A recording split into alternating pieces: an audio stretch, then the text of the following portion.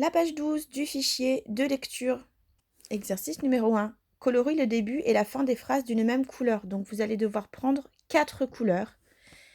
Ici, on a le début des phrases avec les majuscules en début de phrase. Ici, nous avons les fins de phrases avec des points à chaque fois puisque c'est la fin de la phrase. Vous allez devoir trouver les phrases qui vont ensemble et les colorier d'une seule couleur. Donc si je choisis par exemple celle-ci, je colorie en bleu, je vais chercher la fin de la phrase qui va avec le début ici et je vais aussi colorier en bleu. Et ensuite, je change de couleur pour le reste. Je vais lire. Pour ceux qui ont vraiment des difficultés, ceux qui savent, avancent tout seul. Donc vous avancez la vidéo ou alors vous avancez dans le fichier. Compote construit, elle jongle, la montagne est perdue dans la tempête. Et les fins de phrase.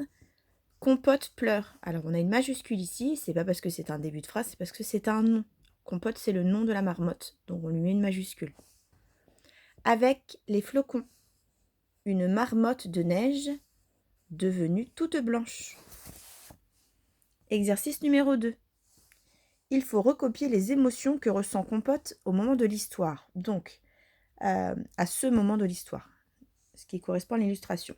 Les émotions, on en avait parlé en classe, on avait travaillé dessus. C'est tout ce qu'on ressent dans une situation particulière. D'accord ? On avait dit que on avait une boule au ventre, on avait envie de pleurer. Tout ça, ce sont des émotions. Donc ici, vous avez plusieurs émotions que vous allez devoir lire tout seul.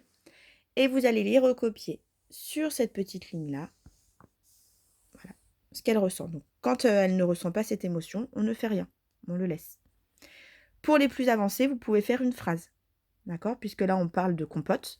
Donc, Compote ressent de la, par exemple, de la peur, ou Compote ressent de la joie, des choses comme ça.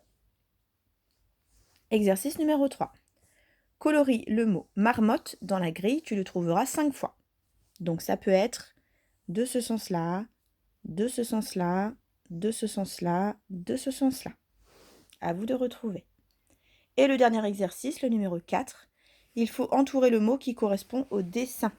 Donc ça, c'est une montagne, ça, c'est une marmotte et ça, c'est un flocon. Voilà, bon courage!